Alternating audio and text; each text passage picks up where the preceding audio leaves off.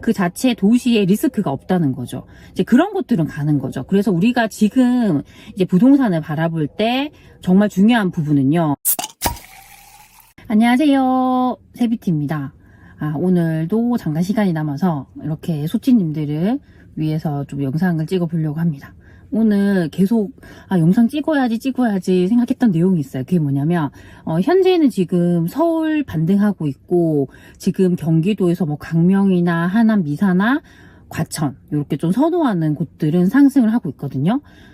근데 이게 비단 서울 수도권만 상승하느냐에 대한 부분입니다. 근데 또 그게 아니라는 거죠. 그래서 오늘은 그런 부분에 대해서 말씀을 드리고 싶습니다. 제가 오늘 말씀드릴 지역은 전북에 있는 전주시인데요. 현재 우리가 전주시의 흐름을 보게 되면요. 매매 지수도 상승하고 있고요. 전세 지수도 상승을 하고 있습니다. 분위기가 좋아요.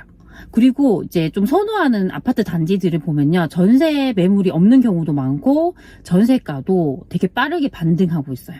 그만큼 분위기가 좋다는 거예요. 그리고 우리가 수요를 확인하는 지표가 보통 두 개가 있는데 미분양이랑 청약 경쟁률인데요. 현재 전주의 미분양 개수는 정말 적은 편이에요. 거의 정말 50개도 안 되거든요. 그래서 정말 리스크가 없다고 볼 수 있고 지금 청약 경쟁률 같은 경우는 최근에 전주에 분양했던 단지들이 그 전주에서 제일 선호하는 지역인 에코시티 쪽에 하거나 아니면 전주에 이제 구도심인 좀 학군이 괜찮고 살기 좋은 동네가 있어요. 서신동이라고 거기에 분양을 했습니다.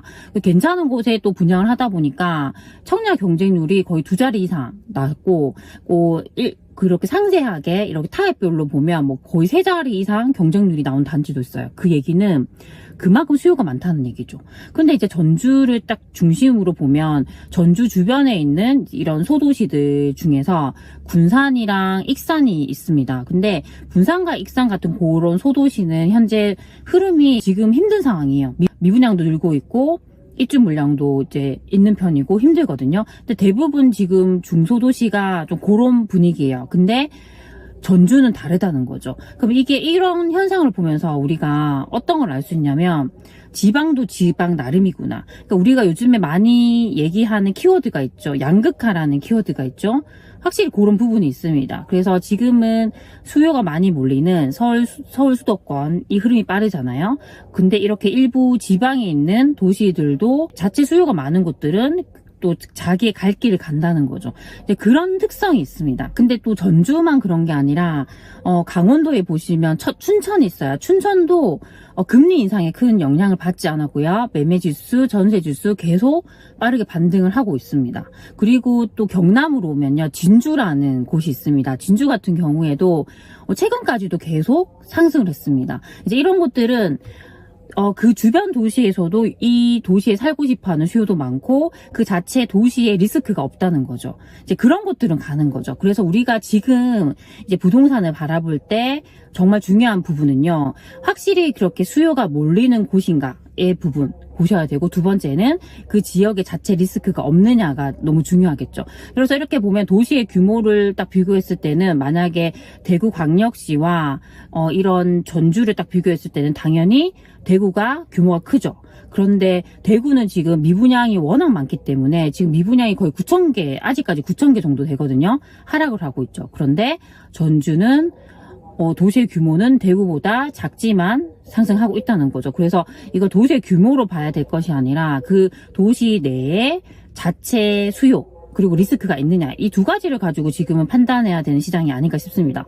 그래서 이 전주에 대해서도 이렇게 조금 말씀을 드리면 전주에서는 제일 좋아하는 곳이 에코시티입니다. 거의 신도시처럼 이렇게 구도심 옆에 만들어 이제 놓은 곳인데요. 이 에코시티가 들어오기 전에는 이제 구도심, 뭐 서신동 같은 이제 그런 곳들을 선호를 했습니다. 근데 지금 전주에는 신도시 같은 형태들이 막 생기기 시작한 거죠. 에코시티도 있고 혁신도시도 있고 또 만성지구 같은 곳이 있습니다. 그 중에서 제일 선호하는 곳은 에코시티인데요. 여기가 그런 브랜드 뭐 단지들이 다 이렇게 군집으로 들어와 있고요. 그 바로 옆에 뭐 초등학교, 중학교 있고 공원도 있고 너무 쾌적하죠. 정말 여기 살고 싶어하는 수요가 많겠죠. 그렇다 보니까 이제 그런 게 인기가 많다고 보시면 됩니다. 수강생분 중에 이런 질문 하셨는데요. 전주 같은 곳은 학군지가 그렇게 중요하지 않나요? 라는 얘기를 하더라고요. 학군을 비교했을 때는 우리가 전주에서 서신동에 있는 그런 학교들이 상대적으로 학군이 좋은 편이거든요. 근데 그럼에도 불구하고 여기가 1급지가 못 되는 거죠. 이걸 비교를 하면 우리가 지방광역시 같은 경우는 확실하게 학군지인 곳들이 1급지예요. 예를 들면 대구 수성구 범어사동, 그리고 지금 울산광역시의 신정동, 광주광역시의 봉선동, 그쵸? 그리고 대전 서구의 둔산동, 이런 곳들은 딱 가보시면 다 똑같은 형태예요. 여기 좋은 이제 중학교, 고등학교가 딱 들어가 있고 그 주변으로 학원가들이 딱 밀집된 형태거든요. 이런 지방 광역시에 있는 1급지는 잘 바뀌지 않겠죠. 왜냐하면 그 형태를 가져가기까지가 시간이 단기간에 되지 않거든요. 근데 이게 중소도시는 조금 다르죠. 왜냐하면 중소도시는 지방 광역시보다 일단 도시 규모가 작기도 하고요. 지금 지금 들어오는 신도시, 지금 잘 되는 신도시들은 기존에 지금 인프라가 잘 구축되어 있는 구도심 옆에 딱 들어온다는 거죠. 그래서 이렇게 보면 에코시티 같은 경우에도 바로 밑에 송전동이 있고요. 거기서 더 내려가면 서신동이 있어요. 서신동에는 백화점, 요런 주요 상권들이 또 잘 들어가 있거든요. 신도시 같은 경우는 이게 다 조성이 될 때까지 불편하겠죠. 아직 상권이나 여러 인프라들이 불편하거든요. 그런데 여기서 조금만 이렇게 차를 타고 이동을 하면 기존에 잘 구축이 되어 있는 구도심이 있으니까 불편하지 않는 거죠. 그래서 이런 중소도시에는 이런 1급지가 바뀔 수가 있는 거죠. 이거 다른 예로 든다면 우리가 전남에 간 목포라는 곳이 있습니다. 이 목포에는 원래 제일 좋았던 구도심이 남학신도시였어요. 남학신도시 보시면 학군도 괜찮고요. 여기가 학원가도 너무 잘 돼 있고 학군도 잘 돼 있습니다. 근데 바로 옆에 오령 신도시를 만들었어요. 여기 뭐 푸르지오라던가 그런 선호하는 뭐 브랜드 대단지를 여기 다 넣었고 뭐 초등학교, 중학교 들어가고 공원 들어가고 하다 보니까 여기를 사람들이 좋아하게 되는 거죠. 근데 여기 아쉬운 점은 이제 기존 인프라가 아직까지는 빈약한 거죠. 근데 여기서 차를 타고 조금만 이동을 하면 남학신도시에 있는 뭐 상권이나 학원가 다 이용할 수 있는 거죠. 불편한 게 없는 거예요. 그래서 이런 형태로 되는 신도시는 잘 되는 거예요. 근데 또 잘 안 되는 케이스도 당연히 있겠죠. 예를 든다면 경북의 안동시와 예천군 사이에 경북도청 신도시라는 게 생겼습니다. 근데 여기도 처음에 기대가 되게 컸어요. 여기도 막 정말 군집으로 그런 새 아파트들이 다 이제 들어왔거든요. 근데 여기가 거의 실패를 했습니다. 실패한 이유가 뭐냐면 그 신도시의 동서남북에 아무것도 없어요.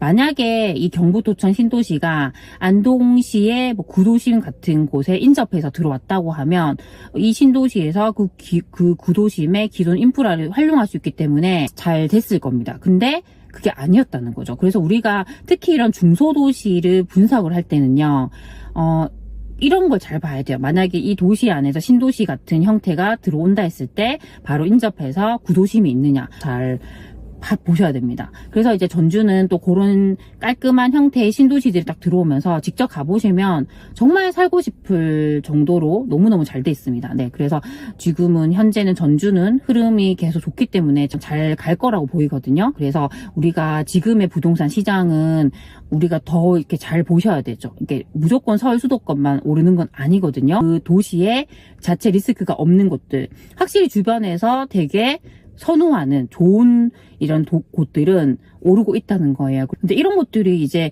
계속적으로 나타날 수 있습니다. 그래서 우리가 전국을 계속적으로 관찰할 수 있어야 돼요. 그리고 지금 경기도 같은 경우도 여기서 지금 반등하는 곳도 있지만 아직까지 힘든 곳들도 있거든요. 근데 그런 곳들이 계속 힘들 것이냐, 또 그건 아니에요. 결국에는 또 그런 리스크가 수요에 의해서 소진되면서 또 반등하는 곳들이 나타날 겁니다. 그래서 눈을 이렇게 크게 뜨시고 전국을 우리가 계속 모니터링 하는 거죠. 그래서 가장 중요한 건요, 결국에는 흐름이에요. 지금 이 도시가 흐름을 어떻게 가져가고 있느냐, 우리가 쉽게 볼 수 있듯이 제가 항상 말씀드리는 아실 같은 사이트 가셔가지고 매매지수, 전세지수 보시고 입주 물량, 미분양, 거래량, 최근의 청약 경쟁률, 이런 것들을 수시로 계속 체크를 하시면요, 결국 보이게 됩니다. 그래서 지금은 그런 것들을 잘 살펴보셨으면 좋겠습니다. 네, 오늘 제가 말씀드린 것들이 우리 소치님들에게 조금이라도 도움이 되셨으면 좋겠습니다. 그럼 우리 다음 시간에 만나요. 안녕.